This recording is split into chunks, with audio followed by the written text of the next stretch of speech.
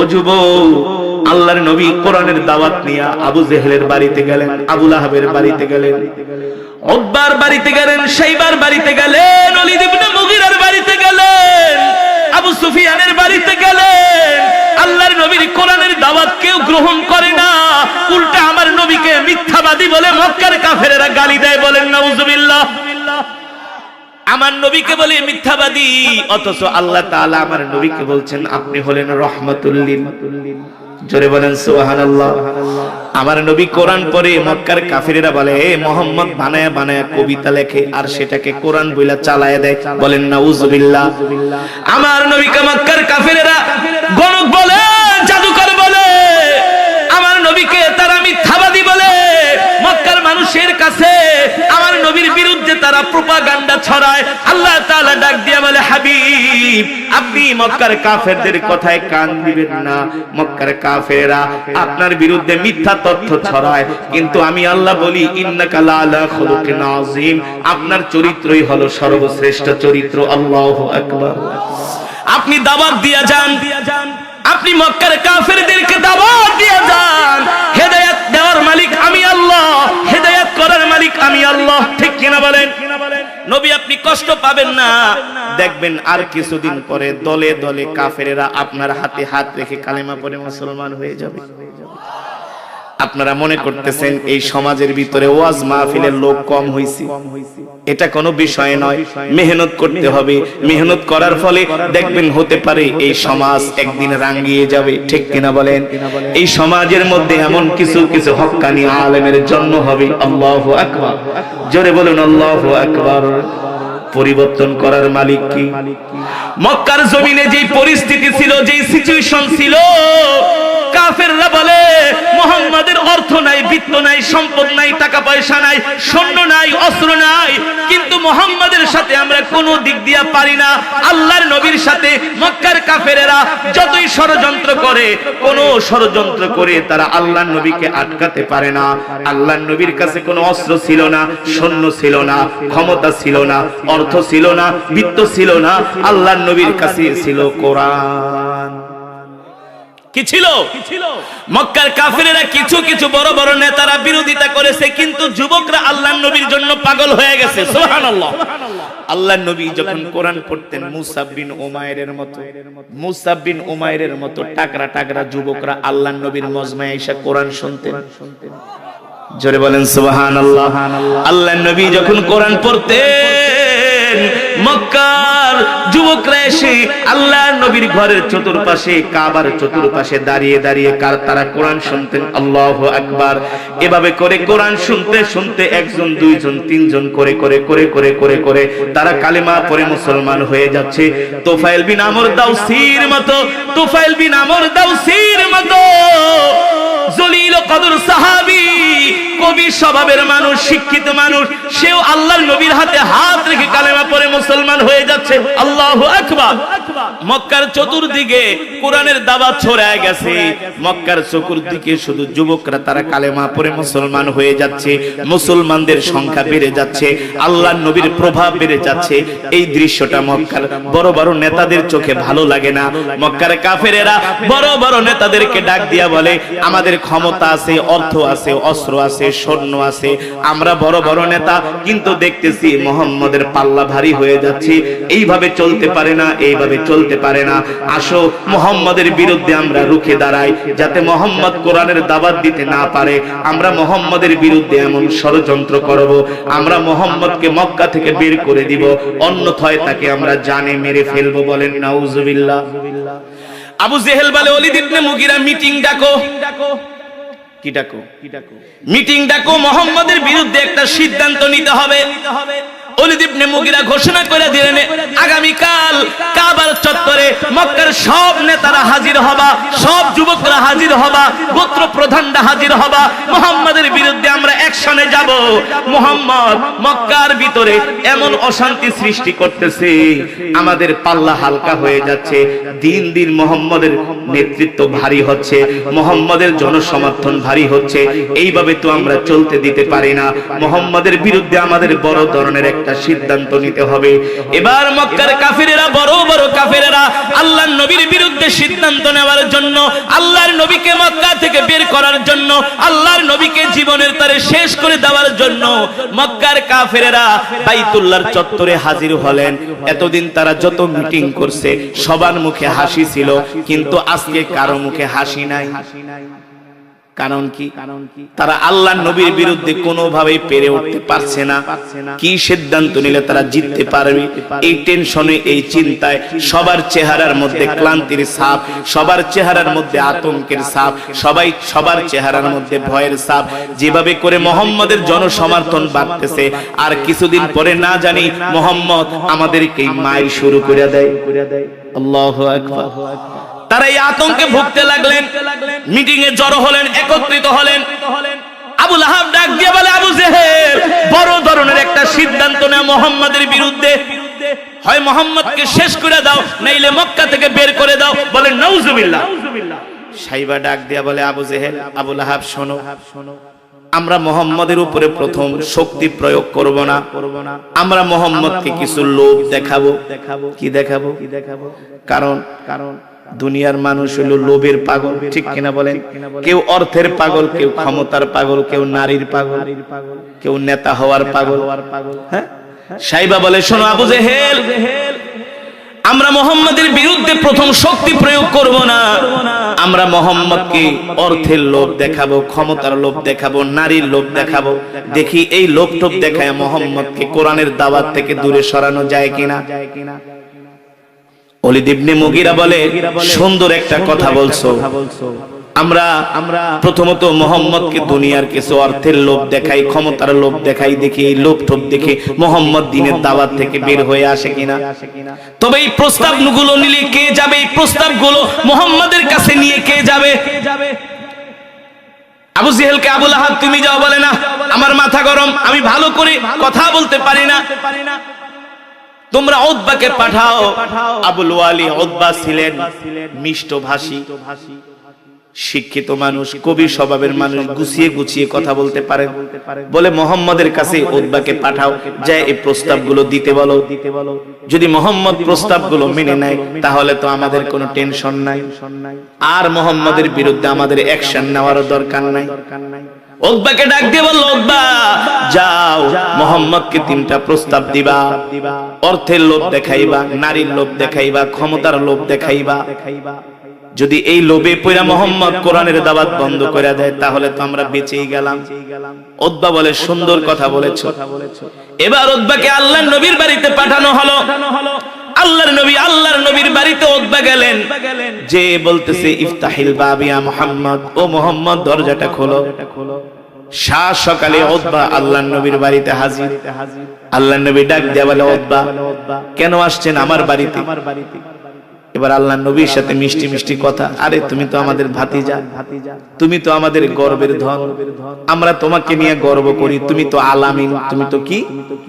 আমার নবীকে আল আমিন উপাধি কিন্তু মক্কার কাফেররাই দিয়েছে। আবু লাহাবই কিন্তু আল আমিন উপাধি দিয়েছে মক্কার কাফেরদেরকে নিয়ে আমার নবীকে। ভাতিজা গো, উতবা বলতেছে, তোমার যদি কোনো ক্ষতি হয়ে যায় এটা আমাদের জন্যই তো লজ্জার কারণ, দুঃখের কারণ। কারণ তুমি তো মক্কার একজন সম্মানী মানুষ। আমরা আমাদের অর্থগুলো তোমার কাছে জমা রাখি, আমরা তোমাকে সবাই ভালোবাসি। এ ভাতিজা শোনো, আজকে তোমার বাড়িতে আমি কিছু কথা বলার জন্য আসছি। কি কথা? উতবা বলে, ভাতিজা রে, একটা মানুষের জীবনের স্বপ্ন হলো অর্থ কামাই করা, ঠিক না? সব মানুষ টাকার কাছে দুর্বল, অর্থের কাছে দুর্বল। কথা বলে। উতবা বলে, শোনো মুহাম্মদ, আমরা মক্কায় যত অর্থ চাও মক্কার ব্যাংকের সব অর্থগুলো তোমাকে মালিক বানায় দিব। আল্লাহর নবী বলে, কেন? বলে, কারণ আছে। উতবা বলে, মুহাম্মদ শুধু অর্থের মালিক বানাবো না, তুমি যদি মক্কার সুন্দরী মেয়ে চাও, যত মেয়ে চাও তোমার বাড়িতে নিয়ে দেওয়া হবে। তারপরেও মুহাম্মদ তোমার একটা কাজ বন্ধ করতে হবে। আল্লাহ নবী বলে কি কাজ? বলে ভাতিজা মুহাম্মদ তুমি কোরআনের দাওয়াত তার বিনিময়ে বন্ধ করে দিবা। বলেন নাউজুবিল্লাহ, আরো জোরে বলেন নাউজুবিল্লাহ। এই কথা শুনে আল্লাহর নবীর চোখ মুখে একেবারে রাগ উঠে গেল, নবীজির চেহারা লাল হয়ে গেল রাগে ক্ষোভে। বলে ফাতিজা রাগ করো না, তুমি যদি চাও আমরা তোমাকে মক্কার নেতা বানায় দিব, আমরা সবাই তোমাকে নেতা মানব, তারপরেও কোরআনের দাওয়াত বন্ধ করে দাও। আল্লাহ নবী উতবার এই কথাগুলো শুনে এত রাগ করলেন, এত রাগ করলেন, বলল উতবা তুমি আমার বাড়ি থেকে চলে যাও। আমার এক হাতে যদি সূর্য দেওয়া হয়, এক হাতে যদি ডান হাতে যদি চন্দ্র দেওয়া হয়, বাম হাতে যদি সূর্য দেওয়া হয়, তাহলেও আমি মুহাম্মদ আল্লাহর পয়গম্বর আল্লাহর কোরআনের দাওয়াত দ্বীনের দাওয়াত থেকে এক চুল পরিমাণ দূরে সরে যাব না। আল্লাহু আকবার। আর আজকে সামান্য কিছু টাকার লোভে মুসলমান খ্রিস্টান হয়ে যাচ্ছে। হ্যাঁ, আমরা মুসলমান আজকে মসজিদে যাই না, দ্বীনের কাজে যাই না। আল্লাহর নবীকে মক্কার কাফেরেরা কত বড় বড় প্রস্তাব দিলেন। আল্লাহর নবী বলে উতবা শোনো, এই সমস্ত প্রস্তাব আমাকে দিয়ে কোনো লাভ নাই। আমি কোরআনের দাওয়াত দিব, দ্বীনের কথা বলেই যাব। আল্লাহু আকবার। উতবা চিন্তা করে কি রে, এটা কি মানুষ নাকি অন্য কিছু? মানুষ তো টাকার লোভে পড়ে, নারীর লোভে পড়ে, নেতা হওয়ার লোভে পড়ে, ঠিক না? জানেননি? মানুষকে কাবু করতে হলে আপনি টাকার বস্তা তার বাড়িতে দিয়ে আসেন, দেখেন কেমনে নরম হয়ে যায়। হ্যাঁ, সরকারি কোন অফিসে কাজে যাইবেন, ফাইলটা দেখা মতো জান এখানে ভুল ওখানে ভুল, আসলে কোনো ভুল নাই। ये हाल तेरा चाल है, मकसूद तेरा माल है, ठीक किना बोलें? कि अजीब तेरा चाल है। দেখবেন এত রাগ আপনার, এটা কোনো কিছু ঠিক নাই। জান একটু পরে যায় 500 টাকার দুইটা নোট ধরাই দিবেন, দেখবেন আস্তে করে নরম হয়ে গেছে। কইব আপনি পাশে দাঁড়ান, আমি কাজটা করে দিতেছি। হ্যাঁ, কোন মানুষকে যদি আপনি কাবু করতে চান, অর্থের লোভ দেখাইবেন, সুন্দরী নারীর লোভ দেখাইবেন, দেখবেন দুর্বল হয়ে যাবে। নেতা বানানোর লোভ দেখাইবেন, নেতা। আজকে মুসলমানদের এই অবস্থার কারণটা কি? খেলাফত বিলুপ্ত হয়েছে, 100 বছর হয়ে গেছে। কারণ কি? মুসলমানদের তো এই অধঃপতন ছিল না। উসমানীয় খেলাফতের সাথে, সালতানাতের সাথে, উসমানীয় খেলাফতের সাথে আরবের কিছু শাসকরা বেঈমানি করে খেলাফতকে বিলুপ্ত করছে। তাইলে আজও সারা পৃথিবীতে কোরআনের শাসন থাকতো। শুধু ক্ষমতার লোভ, ক্ষমতার লোভ। আল্লাহর নবীকে মক্কার কাফেররা ক্ষমতার লোভ দেখাইছে, নেতা হওয়ার লোভ দেখাইছে। আল্লাহর নবী উতবার প্রস্তাবকে প্রত্যাখ্যান করলো। উতবা টেনশনে পড়ে গেল, আবু জেহেলের কাছে যে কি জবাব দিবে। এত আশা করে উতবাকে পাঠাইলো। যদি উতবা আল্লাহর নবীকে বাগে আনতে না পারে, হাতে আনতে না পারে, তাইলে তো মান সম্মান। উতবা কতক্ষণ চিন্তা করে বলে ব্যাপারটা কি, এত লোভ দেখাই? আরে আমাদেরকে তো 500 টাকার লোভ দেখাইলে আমরা কুত্তার মতো ঘুরি পিছে পিছে, কিন্তু তাকে সারা দুনিয়া দিয়ে দিচ্ছে, তারপরে লোভে পড়ে না। এটা কি মানুষ নাকি অন্য কিছু? এবার উতবা আদর করে দেখেন কত বড় শয়তান, নবীজির শরীরে হাত দিয়ে কয় ভাতিজা শোনো, এত লোভ দেখাইলাম, কোন লোভে তুমি পাও দানা, কারণ কি? তাহলে কি তোমার কি ভূতে ধরছে? নাউজুবিল্লাহ। কত বড় শয়তান। তোমাকে যদি খারাপ কোনো কিছু আসর করে, তাহলে আমাদেরকে বলো, আমরা তোমার ভূত সারানোর ব্যবস্থা করি। নবীজিরে বলে ভূতে ধরছে। কত বড় শয়তান। নবী হইলো ভূত সারায়, ঠিক করে বলেন। আর কাফেররা কে মুহাম্মদ তোমার মনে ভূতে ধরছে, তোমার মনে কিছুতে জাদু করছে, এই কারণে তুমি আবল তাবল বলো। বলেন নাউজুবিল্লাহ। আল্লাহর নবী বলে উতবা শোনো, তুমি আমাকে যে প্রস্তাবগুলো দিয়েছো, আমি তোমার এই প্রস্তাবের বিরুদ্ধে এতক্ষণ যা বলেছি সব সত্য। তবে আমি তোমাকে যাওয়ার সময় কোরআনের একটা সূরা শুনাই দিই। সুবহানাল্লাহ। তুমি যে তোমার নেতা ঠেতাদেরকে বইলো যে তোমার আমি কি শুনাইছি, আল্লাহর নবী কোরআনুল কারীমের সূরাত হামিম সাজদা একটা সূরা আছে, আলিফ লাম মিম তানজিলুল কিতাবি লা রাইবা ফীহি মির রাব্বিল আলামিন আম ইয়াকুলুনা ইফতারা বাল হুয়াল হাক্কু মির রাব্বিকা লিতুনদিরা কওমান মা আতাহুম মিন নাযীরিন মিন ক্বাবলিকা লাআল্লাহুম ইয়াহতাদুন। আল্লাহর নবী এই কোরআনুল কারীমের এই সূরার একটা পৃষ্ঠা তেলাওয়াত করলেন। এই সূরার মধ্যে আল্লাহ তাআলা বলতেছেন, নবী আমি আপনার উপর যে কোরআন নাজিল করছি এটা দুনিয়ার কোন মানুষের কবির কাব্য নয়, এটা হলো আল্লাহর কোরআন, তানজিলুম মির রাব্বিল আলামিন, আল্লাহ তাআলার পক্ষ থেকে নাজিল করা হয়েছে। ঠিক কিনা বলেন? কিন্তু মক্কার মানুষরা সেটা বিশ্বাস করতে উদ্বাকা ঠিকই তো গেছে, আমরা তো বিশ্বাস করি না। তা মুহাম্মদের তো কোরআনের সাথে মিলে গেছে। তারপর আল্লাহ তাআলা আসমান জমিন 6 দিনে সৃষ্টি করছে। আল্লাহ তাআলা সবকিছু এই সূরার মধ্যে তুলে ধরছে। এই সূরার মধ্যে একটা সিজদার আয়াত আছে, ইন্নামা ইউমিনু বিআয়াতিনা আল্লাযীনা ইযা যুকিরু বিহা খাররু। একটা আয়াত আছে সিজদার আয়াত। আল্লাহর নবী কোরআন পড়তেছে, উতবা প্রথম দাঁড়ায়া ছিল, দাঁড়ানোর পরে কোরআনের ভার সইতে পারে না। দেখে প্রতিটা কথা সত্য, প্রতিটা কথা কোরআনের প্রতিটা কথা সব ওদের মনের কথা আল্লাহর নবী কোরআনের আয়াতের ভিতরে বলে দিচ্ছে যে ওরা কি কি শয়তানি করে। উতবা ছিল দাঁড়ানো, শিক্ষিত মানুষ, দাঁড়ানোর থেকে বৈশা পড়ছে।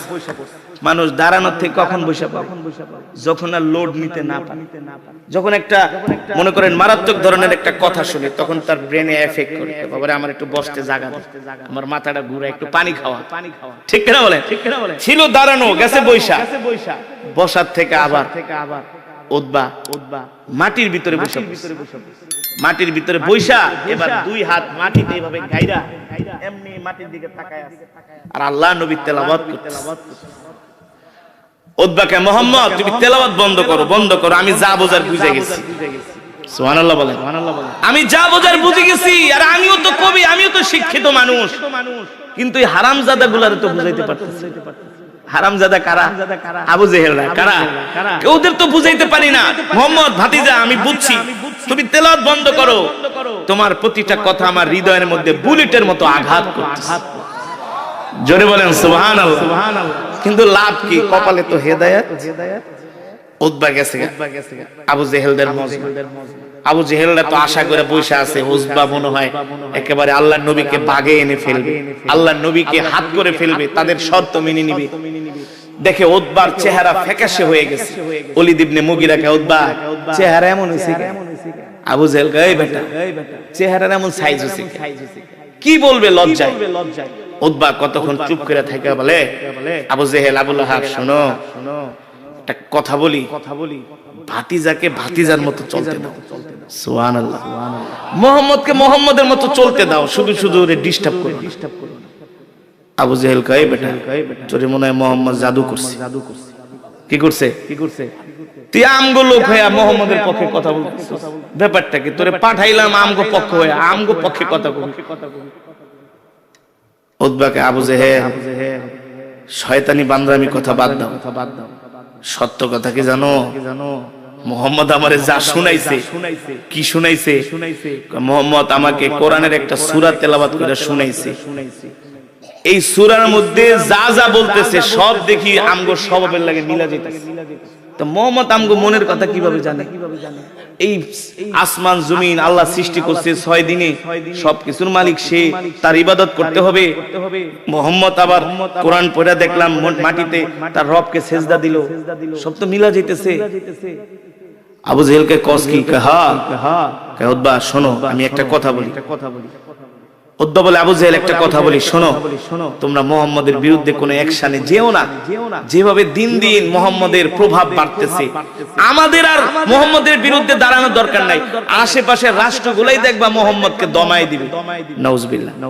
যদি দমায় দিতে পারে, মুহাম্মদকে যদি কোণঠাসা করতে পারে, পরাজিত করতে পারে, তাহলে তো আর আমাদের আর মুহাম্মদের বিরুদ্ধে মারামারি, কাটাকাটি, যুদ্ধ করার কোনো দরকার নেই। তাহলে তো আমরা বাইচে গেলাম।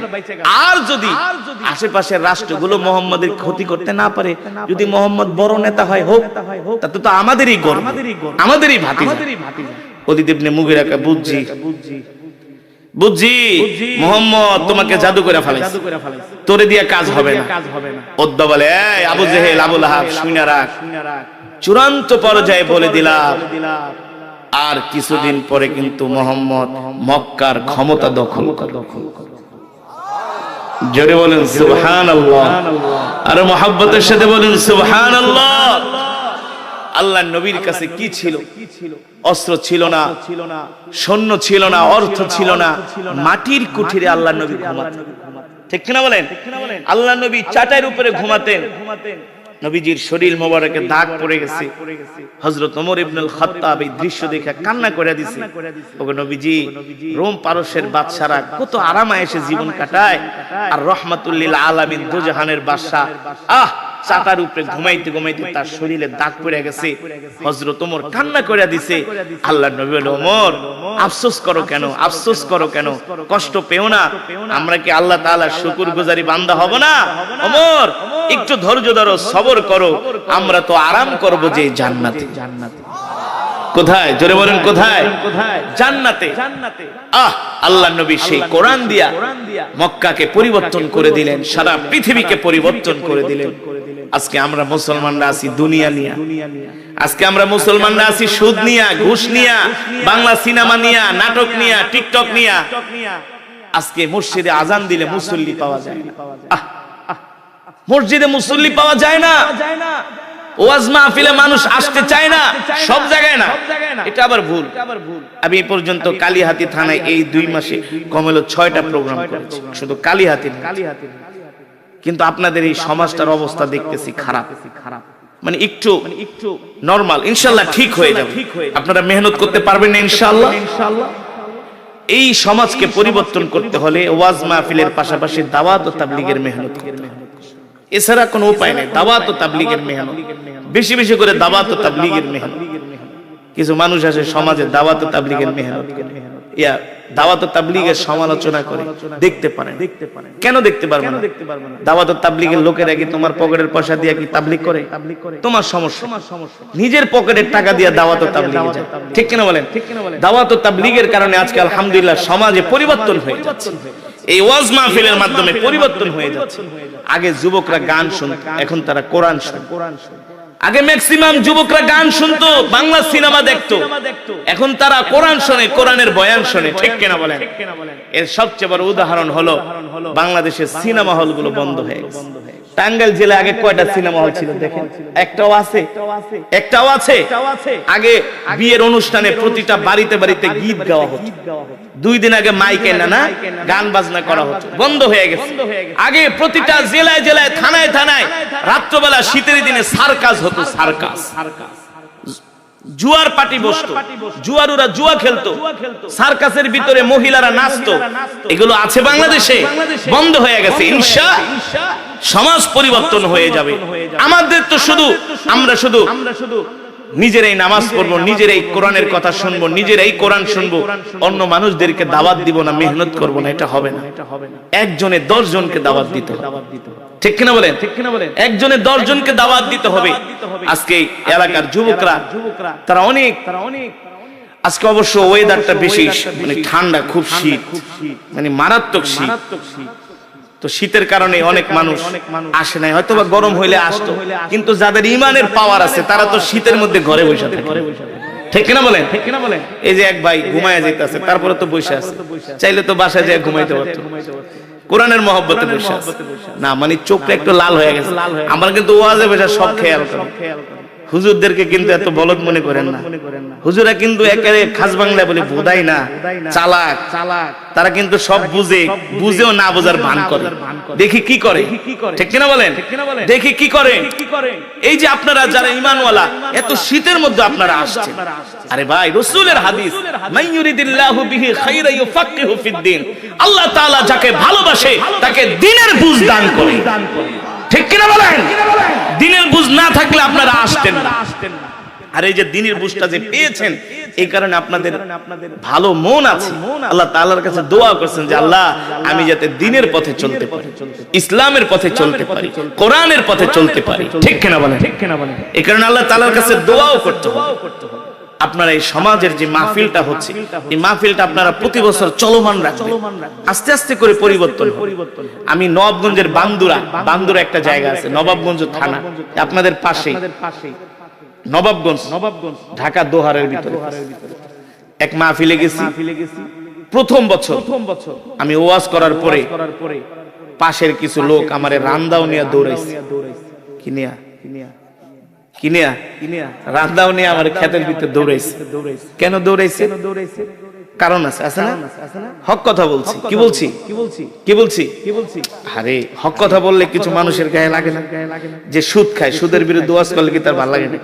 সে তো বসে বসে দাঁত কামড়ায়, হুজুর আমার বিরুদ্ধে।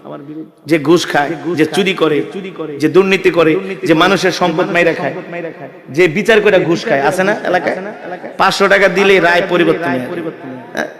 1000 টাকা ঢুকাই দিলে আরে বাতিজা চিন্তা করিস না, আরে বুঝোস না, দেখ না কেমনে ছক্কাটা মারি, বুঝোস না আমার কি বুদ্ধি, মানে সব শয়তানি বুদ্ধি। হ্যাঁ, তো হক কথা বললে তো কিছু মানুষের গায়ে তারা আমাকে রান্দাও নিয়ে দৌড়াইছে। প্রথম বছর আমি দৌড়ানি খায়া গেছি গা ঢাকায়। যায়া আমি আল্লাহর কাছে দোয়া করছি, আল্লাহ দৌড়াইছে আমার কোনো দুঃখ নাই, কষ্ট নাই, তাও আপনি সমাজটাকে পরিবর্তন করে দেন। আলহামদুলিল্লাহ, আলহামদুলিল্লাহ, সুম্মা আলহামদুলিল্লাহ। যে এলাকায় আমারে দৌড়াইছে রান্দাও নিয়া, সেই এলাকায় আজকে আমি 9 বছর ধরে মাহফিলে যাই। ওই মাহফিলে 9 বছর। কয় বছর? বিশ্বাস না হইলে মার্চের 3 তারিখ, কয় তারিখ? মার্চের 3 তারিখ নবাবগঞ্জ বান্দুরা যায় নারায়ণপুর গ্রাম। 9 বছর, মাঝখানে 2 বছর ডেট দিতে পারি নাই। এবার আয়া পায় ধরছে, হুজুর আপনাকে যেতেই হবে। বাংলাদেশ সব বড় বড় আলেমরা যায়, যত বড় আলেম আসুক আপনাকে যেতে হবে। আপনি কোরআন পড়লে আমাদের এলাকার যুবকরা তারা পাগল হয়ে যায়, মা বোনরা, বৃদ্ধরা সবাই কোরআনকে মহব্বত করে। হুজুর আপনাকে যেতে হবে। 9 বছর ধরে এক মাহফিলে যাচ্ছে। কয় বছর? মজার বিষয় হলো যারা রান্দাও নিয়ে দৌড়াইছে তারা এখন আমাকে দাওয়াত দেয়। কিন্তু আগে তো মানুষকে বুঝাইতে হবে, মানুষকে কি করতে হবে? বুঝাতে হবে। মন ভাঙলে চলবে না, মন খারাপ করলে চলবে না। আসলে আমাদের ইমানের কমজোরি, নিজের মন মতো একটু না হলে আমরা রাগ করি। আল্লাহর নবীকে কত কষ্ট দিয়েছে। আল্লাহ তাআলা ডাক দিয়ে বলে, হাবিব আপনি রাগ করবেন না, কষ্ট পাবেন না, আপনি আপনার কাজ চালায় যান। ঠিক কিনা বলেন? আমি এলাকার যুবকদেরকে বলবো, আপনাদেরকে বলবো, এই মাহফিলটা প্রতি বছর চলমান রাখবেন। যেখানে একবার দিনের কাজ শুরু হয়ে যায়, সেই কাজ যদি বন্ধ হয়ে যায় তাহলে কিন্তু আল্লাহর গজব আসবে। কথা বুঝেন? মাহফিলটা আস্তে আস্তে ইনশাআল্লাহ আল্লাহ তাআলা পরিবর্তন করে দিবে। কিন্তু নিয়ত থাকতে হবে সহিহ। নিয়ত থাকতে হবে কি? সহিহ। দরকার আরো ছোট করবেন, নাহলে আরো বড় করবেন, সমস্যা কি? কিন্তু দিনের কাজ চলমান থাকবে ইনশাআল্লাহ। দাওয়াত ও তাবলীগের মেহনত করবেন, দাওয়াত ও তাবলীগের মেহনত করবেন।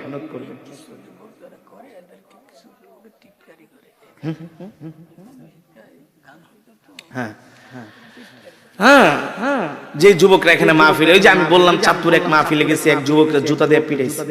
কেন পিটাইছে? বলে সমাজের কিছু মানুষ মাহফিলের বিরোধী, এই কারণে তাকে জুতা দিয়ে মারছে। আমাকে রাগ করো কেন? সেদিন আবু বকরকে তো জুতা দিয়ে মারছে, তাতে কি হয়েছে? আমাদেরকে তো মানুষ রান্দাও নিয়ে দৌড়ায়, আমাদেরকে তো গালি দেয়। কিন্তু আলহামদুলিল্লাহ যারাই গালি দেয়, যারাই খারাপ কথা বলে, তারাই এক সময় বুঝতে পেরে পরে আমাদের বন্ধু হয়ে যায়। ঠিক কিনা বলে? তো যুবকদেরকে আপনারা উৎসাহিত করবেন। কি করবেন? উৎসাহিত করবেন। তো শীত ঠান্ডা না হলে, ওয়েদারটা একটু ভালো হলে, তারপরে আবার নির্বাচনের পরে মানুষজন নির্বাচন নিয়ে দৌড়েছে না, শরীর টুল ব্যথা হয়ে গেছে, ওজন নাই। এক নেতায় আমার দাওয়াত দিছে, নির্বাচনে ফেল করছে। ফেল করার পর ভাই মিয়া ব্যাপার কি? ভাই ফেল করছি, তাই ডেট নিছেন, ওয়াজ করাইবেন না? ভাই মাথা মুথা গরম, ফেল করছে দেখে মানে ওয়াজ করাইবেন। ঠিক আছে, ফেলের লাগে ওয়াজের সম্পর্ক, দিনের কাজ চালায় যেতে। মানে মানুষ তো স্বার্থপর, খালি লাভ চায়, নগদ কি চায়? লাভ চায়, বেনিফিট চায়।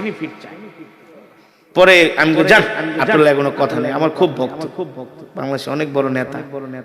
পরে একদিন পর ফোন দিয়ে, আসাদ ভাই ওয়াজ করাম,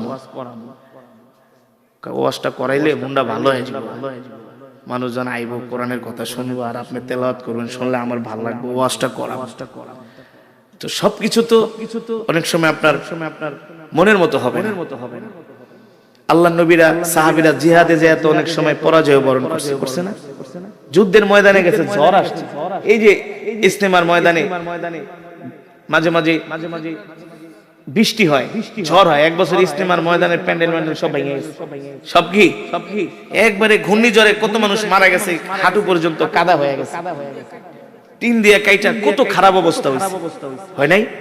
তাই ইস্তেমার মাঠে যারা উপস্থিত, যারা কি গান শুনতে গেছে, গান গাইতে গেছে না ফুটবল খেলা দেখতে গেছে, তো তাদের উপরে এই ঝড় বৃষ্টি কেন আসলো? আপনি ছিলেন, ইমানের পরীক্ষা। এটা কি কথা বলে না? আল্লাহ তাআলা বলে যারা ইমানদার হবে, ওয়ালা নাবলুওয়ান্নাকুম বিশাইইম মিনাল খাউফি ওয়াল জু', আমি আল্লাহ তাদেরকে ক্ষুধা দিয়া, দারিদ্রতা দিয়া, তাদের ক্ষেতের ফসল নষ্ট কইরা, সন্তান মৃত্যু দিয়া আমি তাদেরকে পরীক্ষা করি।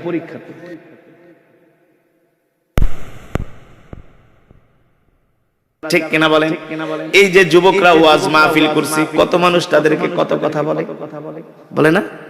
আমি চাঁদপুরে এক মাহফিলে গেছি, এক যুবক আইসা আমাকে কান্না করে দিয়া বলে, হুজুর আজকে মাহফিল করার কারণে এলাকার একজন মুরব্বী আমাকে জুতা দিয়ে পিটাইছে। আমি বলি কেন? বলে আমার উপর ক্ষিপ্ত হয়ে আমাকে জুতা দিয়ে মারছে। কেন, কারণ কি? বলে হুজুর একটু ঝামেলা হওয়ার কারণে। আমি বলি যুবক রাগ করবা না, কষ্ট পাবা না, রাসূলের কলিজার টুকরা, মুসলমানদের প্রথম খলিফা সাইয়েদনা আবু বকর রাদিয়াল্লাহু তাআলা আনহু যখন মক্কার কাফেরদের কাছে দ্বীনের দাওয়াত দিলেন, মক্কার যুবকেরা সাইয়েদনা আবু বকরকে পায়ের খরম দিয়া এমন জোরে কপালের উপরে বাড়ি মারছে, সাথে সাথে কপাল ফেটে সাইয়েদনা আবু বকরের শরীর থেকে এমন ভাবে রক্ত বের হলো, সাথে সাথে সাইয়েদনা আবু বকর বেহুশ হয়ে গেছে। ইসলাম এত সোজা না রে ভাই। ইসলাম বাংলাদেশে কচুরি পানার মতো ভেসে আসে নাই।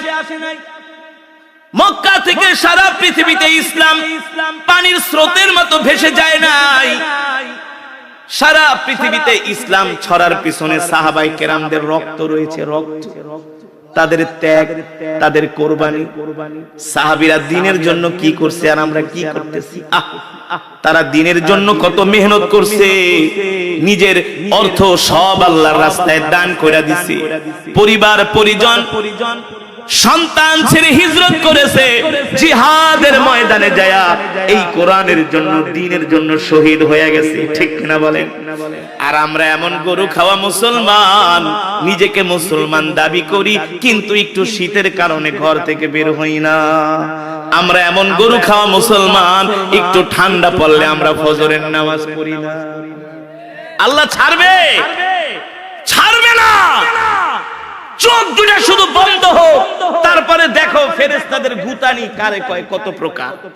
টের তো পাও না, এত সোজা না, এত সোজা না।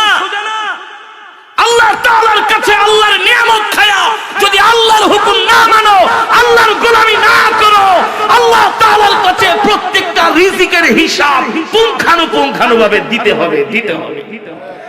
এক কদম সামনে যাওয়া যাবে না। আল্লাহর নিয়ামত খায়া মসজিদে যায় নামাজ পড়ো নাই, সারাদিন শুধু গল্প আর গল্প, সারাদিন শুধু গীবাত শিকায়েত, শুধু সারাদিন বাংলা সিনেমা দেখছো, টিকটক দেখছো। আল্লাহর নিয়ামত খায়া আল্লাহ তাআলা যদি অক্সিজেন বন্ধ করে দেয়, 1 মিনিটের ভিতরে সব মরে সাফ হয়ে যাবে। 1 মিনিট দম আটকে রাখতে পারবেন? আমি কালকে রাত্রে ময়মনসিংহ থেকে মাহফিল করে ঢাকায় যাচ্ছিলাম, মোবাইলে দেখি হার্ট ভালো থাকে, দম আটকে যত বেশি রাখা যায় তত বেশি হার্ট, মানে আপনি এইভাবে টান দিবেন, নিঃশ্বাসটাকে টান দিয়ে যত বেশি পেটের মধ্যে আটকে রাখতে পারবেন তত আপনার হার্ট ভালো। যাদের হার্ট দুর্বল তারা 15-20 সেকেন্ডের বেশি পারে না, যাদের হার্ট ভালো তারা 40-50 সেকেন্ড পারে। তো আমি তো তেলাওয়াত করি, আমার তেমনি দম লাগে, দম ছাড়া তো আর তেলাওয়াত করা যায় না, বড় নিঃশ্বাস লাগে। তো আমি ট্রাই করলাম, দেখি কয় মিনিট পারি। দেখি 30 সেকেন্ড যখন পার হয়, মনে হয় যে আর সেকেন্ড আগায় না, কলিজা টলিজা পেট ঠেট মনে ফেটে যাচ্ছে। কষ্ট মষ্ট কইরা প্রায় 48-49 সেকেন্ড পর্যন্ত গেছি, 1 মিনিটও যেতে পারি। আল্লাহ তাআলা যদি অক্সিজেন বন্ধ করে দেয়, পৃথিবীর সব মানুষ সেকেন্ডের মধ্যে মরে যাবে। এ যুবক, তুমি যে মোবাইলের ভিতরে অশ্লীল পর্নোগ্রাফি, অশ্লীল দৃশ্যগুলো দেখতেছো, ঘরের দরজা লাগায়া জিনা ব্যভিচারে লিপ্ত হচ্ছ, আল্লাহ তাআলা যদি ওই সময় অক্সিজেনটা বন্ধ করে দিত, বাঁচতে পারতাম? জোরে বলুন, বাঁচতে পারতাম না। মিনিটেই সাপ। যখন করোনা হয়েছিল, এক এক সিলিন্ডার অক্সিজেনের দাম প্রায় 2 থেকে 2,500 টাকা, সর্বোচ্চ 6 ঘন্টা যাইত। কয় ঘন্টা? করোনার সময়। কোন সময়? করোনার সময়। বাংলাদেশের বিশিষ্ট শিল্পপতি যমুনা গ্রুপের মালিক নুরুল ইসলাম বাবুল সাহেব, নুরুল ইসলাম বাবুল সাহেব হুজুরে যে মাদ্রাসায় খেদমত করে বসুন্ধরা, ওটার পাশে আমি প্রতি রমজানে এই যমুনা টেলিভিশনে আমি তেলাওয়াত করি, প্রতি রমজানে। তো যখন করোনার সময়, ওই সময় তো কেউ রাস্তায় বের হয় না, হ্যাঁ, আর গুলশান, ধানমন্ডি, বনানী তো আপনি রাস্তা দিয়ে হাঁটতে পারবেন না। কাজের মহিলাদের পর্যন্ত বাদ দিয়া দিচ্ছে যে তুই আবার কোন জায়গাতে করোনা মরনা লইয়া হস, নিজেও আমাকে মারবি। কারণ যাদের একটু এগুলা বেশি, তারা মরণের ভয় পায়। বুঝেন নাই? কারণ কি, এত কষ্ট করে 10 তলা বাড়ি বানাইছে, 5 তলা বাড়ি, BMW, মার্সিডিজ, দম শেষ হলেই তো শেষ, তাইলে তো কাফনের কাপড়। আর আমরা যারা গরিব মানুষ আছি, আমাদের আর কি আছে? ঠিক কিনা বলেন? তারা তো মৃত্যুকে ভয় পায়। কেমন ভয় পায় এটা আপনি কল্পনাও করতে পারবেন না। যদি একটু পেট খারাপ হয়, দৌড় মারা জায়গা সিঙ্গাপুর, জায়গা ইন্ডিয়া, জায়গা আমেরিকা চিকিৎসা করতে। শরীর ফিট রাখতে হবে। গুলশান, বনানী, ধানমন্ডিতে সকালবেলা অনেক বৃদ্ধ লোকেরা জগিং করে, দৌড়ায়। ম্যাক্সিমামই ফজরের নামাজ পড়ে। ফজর পড়ে না, কিন্তু মাগা ঠিকই দৌড়ায়, বডিটাকে, ফিটনেসটাকে ঠিক রাখে। এক শিল্পপতি 60 বছর বয়স, আমার একটা হুজুর বয়স 60 বছর হয়ে গেছে, এখন যদি একটু জকিং ঠকিং না করি তাহলে আমার কোনো দাম আছে নাকি? কারণ তো তাড়াতাড়ি মারা যাবে। হ্যাঁ, মরারে ডরায়।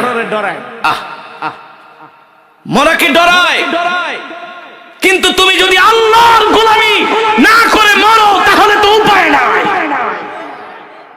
আছে উপায়? আল্লাহর নবী ইসলামের জন্য, দ্বীনের জন্য কত কষ্ট করছে। সাহাবায়ে কেরাম রক্ত দিছে, জীবন দিছে, কাফেরদের মার খেয়েছে। হযরতে বিলাল রাদিয়াল্লাহু তাআলা আনহুকে উত্তপ্ত মরুভূমির ভিতরে চিৎ করে শোয়া, হযরতে বিলালের বুকের ভিতরে 300 কেজি ওজনের পাথর দিয়া চাপা দিয়া, বিলাল দম ছাড়তে পারে না। লোহার শিক গরম করে করে হযরতে বিলালকে সেকা দেওয়া হয়েছে, সেকা। আর বলছে, বিলাল ইসলাম ছেড়ে দে, দ্বীন ছেড়ে দে, মুহাম্মাদের কাছে যাবি না। হযরত বিলাল বলছে, এ উমাইয়া শোন, তুই আমাকে অত্যাচার করতে করতে মেরে ফেলতে পারবি, কিন্তু আমি ইসলাম থেকে, দ্বীন থেকে এক চুল পরিমাণ দূরে সরে যাব। আল্লাহু আকবার। কেমন ছিল সাহাবীদের ঈমান! আর আমরা মুসলমানের ঘরে জন্ম নিছি, নামও রাখছে মুসলমান, কিন্তু করে গাজার ব্যবসা। ঠিক কিনা বলছেন? নাম রাখছে সালমান, নাম রাখছে কি? সবচেয়ে বড় সুদের মাহাজন, নাম রাখছে সালমান। বাকিটা আর বললাম না, দেখতেও দরবেশের মতো, কিন্তু 30,000 কোটি টাকা শেয়ার বাজারে গাইড করে ফেলেছে।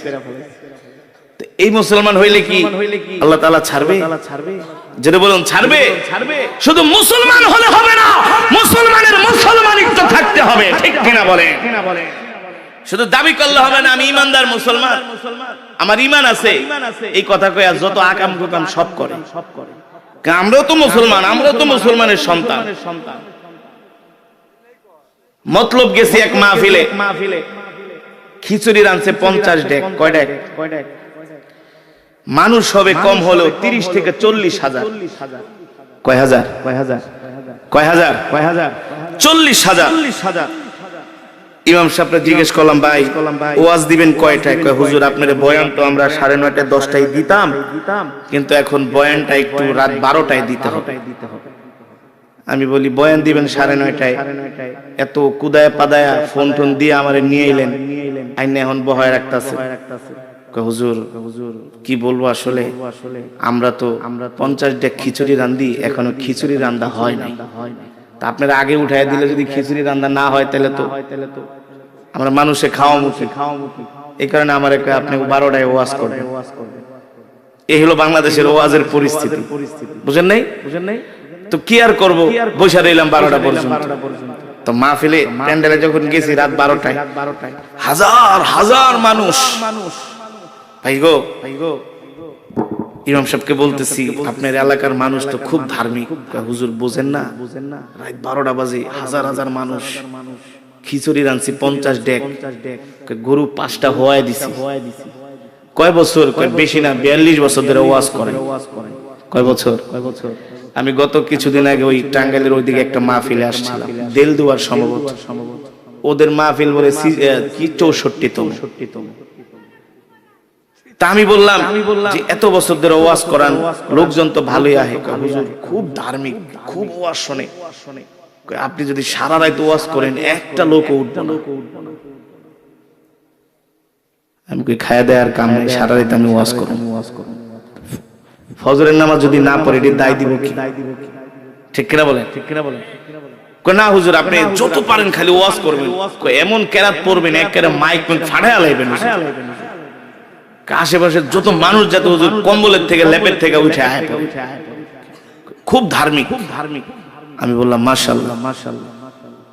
তো মসজিদও তো সুন্দর। হুজুর বুঝেন না, গ্রামের মসজিদ এসি লাগাইছি, খুব মানুষ খুব দান করে, খুবই। তো এত প্রশংসা করতেছেন তো মাশাআল্লাহ, ভালো কথা। তো জুমার নামাজে কেমন মুসল্লি হয়? কোন নামাজ? জুমার নামাজ। হুজুর একটা কথা কইলেন, বারান্দায় জায়গা দেওয়া যায় না, ওযুখানেও জায়গা দেওয়া যায়। আপনি কি করেন না জুমার নামাজে পুরো মাঠ ভইরা যায়। তো মাশাআল্লাহ ভালো তো। তো ইমাম সাহেব ফজরের নামাজে কি অবস্থা? কোন নামাজ? ফজরের নামাজ। হুজুর কি কুমো দুঃখের কথা, 80 ঘরে খাই। কয় ঘরে? 80 ঘর। বুঝুন তো আপনারা, বুঝেন না 80 ঘর কি কোনতো? মানে ইমাম সাহেবের 80 ঘরে, সমাজে 80 ঘরে খাই। 8 জন মানুষ ফজরের নামাজে আসে। আস্তাগফিরুল্লাহ। কয়জন? আমি গত সপ্তাহে জিরানি ওয়াজ করছি, এক মাহফিলে জিগাইলাম ইমাম সাহেব কয়জন মুসল্লি ফজরের নামাজে? কপাল যেদিন খারাপ হয়, আমি ইমাম, মুয়াজ্জিন, খাদেম, আর আশেপাশে 2-3টা আছে বুড়া, 70 বছর বয়স। এমনি তো মানুষের বয়স বেশি হলে রাতে বেলা ঘুমায় না, বুঝেন নাই? 3-4 জনে মাঝে মাঝে ফজরের নামাজ পড়ে। আপনাদের এলাকার অবস্থা তো মনে আরো করুন, ভাবসাব যা দেখতেছি। হ্যাঁ, আর যে শীত পড়ছে, নামাজ সবাই কম্বলের ভিতরে পড়ে আলায়। যে কষ্ট করে মসজিদে যায়, হুজুরে কষ্ট দিয়ে মুখে কম্বলের ভিতরে নামাজ পড়ে। আছে ফজরের নামাজে মুসল্লি আছে, এলেমের জাহাজ বসে আছে। হুজুরের থেকে জিজ্ঞেস করেন, বসুন্ধরার প্রধান মুফতি, বুঝেননি? আল্লাহু আকবার। হুজুরে যে মাদ্রাসায় খেদমত করে, এটার যিনি প্রতিষ্ঠাতা মুফতি আব্দুর রহমান রহমতুল্লাহ আলাইহি, উনি কোরআনের অনেক বড় আশিক ছিলেন। আমি ছোটবেলায় তার চিটাগাং একটা মাদ্রাসা আছে, ষোলকবহর মাদ্রাসা, বিরাট মাদ্রাসা। মুফতি আব্দুর রহমান সাহেব বাংলাদেশের গ্র্যান্ড মুফতি ছিলেন। তিনি কোরআন তেলাওয়াতকে খুব বেশি ভালোবাসতেন। পাকিস্তান থেকে অনেক বড় বড় কারি সাহেব আনতেন তিনি। কোরআনের খুব বসুন্ধরা মাদ্রাসায় কেরাতের একটা আলাদা বিভাগ আছে, এখনো আছে হুজুর, কেরাতে সাবা আশারা এখনো আছে। হ্যাঁ, তো যেটা বলছিলাম যে আমরা করছি কি আর সাহাবীরা করেছেন কি? আল্লাহর নবী এই কোরআনের জন্য, দ্বীনের জন্য কত কষ্ট করেছে। কেমন কষ্ট বলবো? আমরা তো 500 টাকা দিলে মনে করেন আমরা ঈমান বিক্রি করি, ঠিক না? এই যে নির্বাচন গেছে, অনেক নেতার থেকে টাকা খাইছে একজনের তে ভোট দিছে আরেকজন, কয় না? ঠিক কিনা বলেন? এক নেতার তে যায় খাইছে রং চা, আরেকটার থেকে খাইছে দুধ চা, আরেকটার থেকে খাইছে রসগোল্লা, আরেকটার থেকে খাইছে হলো রসমালাই। ঠিক কিনা বলেন? আমাদের চরিত্র, আস্তাগফিরুল্লাহ। কথাগুলো বলছি সঠিক নাকি বেঠিক? জোরে বলেন। এবার আসেন মুসলমান, আল্লাহর নবী রাহমাতুল লিল আলামিন, যে নবীর উপরে আল্লাহ তাআলা কোরআন নাযিল করলেন, আল্লাহ তাআলা নির্দেশ দিলেন, নবী আপনি কোরআন দিয়া মক্কার কাফেরদেরকে দাওয়াত দেন। মুসলমান, আজকে আমরা সারা পৃথিবীতে মার খাচ্ছি, আমাদের ঘরে শান্তি নাই, সমাজে শান্তি নাই, রাষ্ট্রে শান্তি নাই। আছে? জোরে বলেন আছে? কোথাও শান্তি আছে? বুকে হাত দিয়া বলতে পারবেন যে হ্যাঁ হুজুর খুব শান্তিতে আছি? নাই, কোন দিক থেকে শান্তিতে নাই মুসলমান। এর কারণ কি? আসলে যেখানে গেলে শান্তি পাওয়া যায়, যেখানে শান্তি মিলে, আসলে আমরা সেই শান্তির জায়গায় শান্তি না খুঁজে আমরা অশান্তির জায়গায় শান্তি খুঁজছি। ঠিক কিনা বলেন? ঠিক না? অশান্তির জায়গায় আমরা শান্তি খুঁজি।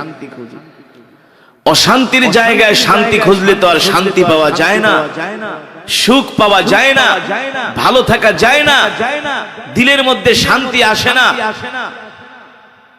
যদি শান্তি পেতে হয়, মুসলমানদেরকে নিরাপত্তা পেতে হয়, জান মালের হেফাজত নিরাপত্তা যদি পেতে হয়, তাহলে আল্লাহর কোরআন ছাড়া আমাদের দ্বিতীয় কোনো পথ নাই। আছে? জোরে বলুন আছে? এই কোরআন হলো আল্লাহ তাআলা আমাদেরকে দিয়েছেন, আমাদের বিধান। এই কোরআন হলো আমাদের জন্য সংবিধান। এই কোরআন আমাদের জন্য কি? সংবিধান। আজকে সেই কোরআনের শিক্ষা আমাদের মাঝে নাই। রংপুরে গেলাম ওয়াজ করতে, ঠাকুরগাঁও, পঞ্চগড়, লালমনিরহাট, সেখানে অনেক মুসলমানরা অর্থের লোভে তারা খ্রিস্টান হয়ে যাচ্ছে। অনেক মুসলমানরা অর্থের লোভে কি হয়ে যাচ্ছে? খ্রিস্টান। সামান্য কিছু অর্থের লোভে তারা খ্রিস্টান হয়ে যাচ্ছে। যারা সামান্য কিছু অর্থের লোভে খ্রিস্টান হয়ে যাচ্ছে তারা তো জাহান্নামী হয়ে যাচ্ছে। ঠিক কিনা বলেন? খাসিরাত দুনিয়া ওয়াল আখিরা, দুনিয়া এবং আখিরাত পুরাটাই তাদের বরবাদ হয়ে যাচ্ছে। আল্লাহ তাআলা আমাদেরকে এই পৃথিবীর জমিনে চলার জন্য পৃথিবীর শ্রেষ্ঠ কিতাব, যালিকাল কিতাবু লা রাইবা ফীহি হুদাল লিল মুত্তাকিন, যেই কোরআনের মধ্যে কোনো সন্দেহ নাই, সন্দেহের অবকাশ নাই। ঠিক কিনা বলেন? আল্লাহ তাআলা এই কোরআন আমাদেরকে কেন দিয়েছেন? এই কোরআন শুধু খতম করার জন্য আল্লাহ তাআলা আমার নবীর উপরে নাজিল করেন। এই কোরআন শুধু খতমে তারাবি পড়ার জন্য নাজিল করেন নাই। এই কোরআন শুধু জার ফুক করার জন্য নাজিল হয় নাই। ঠিক কিনা বলেন? এই কোরআন শুধু বাপ মরে যাবে 40 দিন পরে 10 জন ইমাম সাহেব দাওয়াত দিয়ে 10টা গরু জবাই করে হাজার হাজার মানুষকে 40 খাওয়াবে, এক খতম কোরআন পড়ে, এই কারণে কোরআন নাজিল হয়। এই কোরআন কেন নাজিল হয়েছে? আল্লাহ তাআলা আমার নবীর উপরে কেন এই কোরআন নাজিল করলেন? আল্লাহ তাআলা নবীর উপরে কোরআন নাজিল করে বললেন, ইয়া আইয়ুহার রাসূল বাল্লিগ মা উনজিলা ইলাইকা মির রাব্বিক ওয়া ইন লাম তাফআল ফামা বাল্লাগতা রিসালাতাহু ওয়াল্লাহু ইয়াসিমুকা মিনান নাস ইন্নাল্লাহা লা ইয়াহদিল কওমাল ফাসিকিন। আল্লাহ রাব্বুল আলামিন প্রিয় হাবিবের উপরে কোরআন নাজিল করে বলছেন, ওগো নবী, আমি আল্লাহ আপনাকে যে কোরআন দিয়েছি, এই কোরআন নিয়ে আপনি ঘরে বসে থাকবেন না। এই কোরআন দিয়ে আপনি মক্কার কাফেরদেরকে দাওয়াত দেন, মক্কার মানুষদেরকে দাওয়াত দেন। ওগো নবী, এই কোরআন ঘরে বসে থাকার কোরআন নয়, এই কোরআন শুধু মসজিদের মধ্যে সীমাবদ্ধ থাকবে, মাদ্রাসার মধ্যে সীমাবদ্ধ থাকবে। শুধু মসজিদ মাদ্রাসায় ঘরের মধ্যে সীমাবদ্ধ করে রাখার জন্য আল্লাহ কোরআন নাজিল করেন নাই। আল্লাহ তাআলা কোরআন নাজিল করেছেন, এই কোরআন অনুযায়ী রাষ্ট্র চলবে, এই কোরআন অনুযায়ী সমাজ চলবে। ঠিক কিনা বলে? কিন্তু দুঃখের বিষয়, সমাজের 100-র মধ্যে 95% মুসলমান কোরআন পড়তে পারে না। কথা বলেন, কোরআন তো পড়তে পারে না, কোরআন শুনতেও আসে না। আজকে যদি ডিজে পার্টির অনুষ্ঠান করা হতো, দেখতেন এখানে জায়গা দেওয়া যেত না। যদি ঢাকা শহরের থেকে 4টা মেয়ে আনা হইতো, পিঙ্কি আর রিঙ্কি আসবে, এলাকায় নাচবে, দেখবেন এলাকার নারী পুরুষ বৃদ্ধরা পর্যন্ত মাঠে জায়গা হতো না। এ মুসলমান, কপাল পুড়ে যাচ্ছে, কপাল পুড়ে যাচ্ছে। আল্লাহর কোরআন না মানার কারণেই তো আমাদের ঘরের মধ্যে শান্তি নাই। ঠিক কিনা বলেন? সন্তান বাবার কথা শোনে না, সন্তান বাপের হাতে মাইর খায়, বাবা সন্তানের হাতে মাইর খায়। ঠিক কিনা বলেন? এই কোরআন না মানার কারণে 60-70 বছরের বৃদ্ধ যায় বৃদ্ধাশ্রমে থাকতে হয়। এই কোরআন না মানার কারণে 6-7 এর ছেলেরা রাস্তায় ওপেন দাঁড়ায় দাঁড়ায় সিগারেট খায়। সত্য নাকি মিথ্যা? জোরে বলেন। এই কোরআন না মানার কারণে, না জানার কারণে আজকে সমাজের ভিতরে পরকীয়া বেড়ে যাচ্ছে। কি সঠিক নাকি ব্যাঠিক? এই কোরআন না পড়ার কারণে, এই কোরআন অনুযায়ী না চলার কারণে আমাদের ঘরগুলো জাহান্নামের টুকরায় পরিণত হচ্ছে। ঠিক কিনা বলেন? আল্লাহর নবী বলেন, যে ঘরের মধ্যে কোরআন নাই সেই ঘরের মধ্যে শয়তান বাস করে। যেই সমাজের মধ্যে কোরআন নাই সেই সমাজের মধ্যে শয়তান থাকে। ঠিক কিনা বলেন? যে রাষ্ট্রের মধ্যে, যে মুসলমান রাষ্ট্রের মধ্যে কোরআনের আইন শাসন হয় না, কোরআনের আইন অনুযায়ী মুসলমান চলে না, ওই রাষ্ট্রের মধ্যে কোনোদিন শান্তি আসতে পারে না। কোরআনটা হলো আমাদের জন্য একটা গাইডলাইন, একটা গাইড বুক। আপনি কিভাবে ভাত খাবেন, আপনি কিভাবে ব্যবসা করবেন, কিভাবে আপনি আপনার সন্তানকে পরিচালনা করবেন, কিভাবে আপনি আপনার ঘরকে পরিচালনা করবেন, কিভাবে আপনি আপনার রাষ্ট্রকে পরিচালনা করবেন, কিভাবে আপনি আপনার সমাজকে পরিচালনা করবেন, সব কোরআনের মধ্যে আছে কি আছে না? আস্তে কর, আস্তে কর। নাই, নাই। কিন্তু দুঃখ করে বলতে হয়, সেই কোরআনের তেলাওয়াত আমরা করি না, কোরআন শেখার জন্য আমরা সময় দেই না, কোরআনের বয়ান শোনার জন্য আসি না। এই কারণে আমরা দিন দিন মুসলমান ইসলাম থেকে দূরে সরে যাচ্ছি, ঈমান হারা হয়ে যাচ্ছি, বেঈমান হয়ে যাচ্ছি। ঈমান হারা হওয়ার কারণে, ঈমান দুর্বল হওয়ার কারণে আমাদের ঘরের মধ্যে শান্তি নাই, রাষ্ট্রের মধ্যে শান্তি নাই। একটাই মাত্র কারণ, একটাই মাত্র কারণ। আল্লাহর নবী রাহমাতুল লিল আলামিন কে আল্লাহ তাআলা মক্কার জমিনে কোরআন দিয়া বললেন, নবী আপনি ঘর থেকে বের হন। এইভাবে একটা সমাজ, একটা রাষ্ট্র চলতে পারে না। ঠিক কিনা বলেন? বর্তমানে বাংলাদেশের যে অবস্থা, 1450 বছর আগের জাহেলিয়াতকে হার মানিয়েছে। এই গতকালকের একটা ঘটনা কেরানীগঞ্জে, কোথায়? কেরানীগঞ্জে দেখেন নাই? কেরানীগঞ্জে 10 জন যুবক মিলে এক যুবককে অফিসের মধ্যে ঢুকায়া রাতভর তাকে নির্যাতন করছে। রাতভর তাকে নির্যাতন করছে। এক বন্ধু আর এক বন্ধুকে এমন ভাবে নির্যাতন করছে, বন্ধুকে লাস্ট পর্যন্ত নির্যাতনের তীব্রতায় বন্ধুকে বাপ পর্যন্ত ডাকছে, তারপরেও ছাড়ে নাই। সেই যুবকটা মারা গেছে। ঠিক কিনা বলে? বর্তমানে আমাদের সমাজে 7-8 বছরের শিশু বাচ্চা ধর্ষণ হয়। হয় কি হয় না? পরকীয়া বেড়ে যাচ্ছে। সমাজের মধ্যে সুদের ছড়াছড়ি, ম্যাক্সিমাম ঘরের মধ্যে সুদ। কথা কয় না? ম্যাক্সিমাম মানুষ এখন সুদের সাথে জড়িত। প্রত্যেকটা যুবকের মোবাইলের মধ্যে একটা হলো সিনেমা হল, ঠিক কিনা বলেন? প্রত্যেকটা যুবক রাত 3টা 4টা পর্যন্ত জেগে জেগে হিন্দি সিনেমা দেখে, বাংলা সিনেমা দেখে, আবার টাঙ্গাইলের ভাষায় কিছু ভাদাইমারা কৌতুক করে সেগুলা দেখে। কথা বলেন, দেখে আর দাঁত খিলখিল করে হাসে, দেখে আর দাঁত খিলখিল করে হাসে। ঘন্টার পর ঘন্টা টিকটক দেখে, নাটক দেখে, সিনেমা দেখে। মসজিদের পাশে চায়ের দোকান, সেই দোকানে বসে বসে ঘন্টার পর ঘন্টা বাংলা সিনেমা দেখে আর বিড়ি টানে। অথচ মসজিদের মিনার থেকে মুয়াজ্জিন বলছে হাইয়া আলাস সালাহ, কোথায় আসো, কোথায় নামাজের দিকে আসো। ঠিক কিনা বলেন? হাইয়া আলাল ফালাহ, কল্যাণের দিকে আসো। মসজিদের মিনারের আজান শুই না মসজিদে আসে না, ঘন্টার পর ঘন্টা দোকানে বৈশা বৈশা বাংলা সিনেমা দেখে। ঠিক কিনা বলেন? একটা সিনেমা দেখতে 3 ঘন্টা সময় লাগে, আর এক ওয়াক্ত নামাজ পড়তে সর্বোচ্চ 15 মিনিট সময় লাগে নাকি? 3 ঘন্টা বাংলা সিনেমা দেখে কাটায় দেয়, কিন্তু 20টা মিনিট আল্লাহকে দিতে পারে না। কোথায় গেছে আমাদের সমাজ? ঠিক জাহিলিয়াতের যুগেও এমন অবস্থা ছিল, মানুষ মারামারি, কাটাকাটি, হানাহানি, হিংসা বিদ্বেষে জড়িয়ে যাচ্ছিল। এক গোত্রে আর এক গোত্রের সাথে মারামারি লাগলে সেই মারামারি আর থামতো না। বর্তমানে নির্বাচনে যে মারামারি হয়েছে, হয় নাই? জাহিলিয়াতের যুগ থেকে কম না?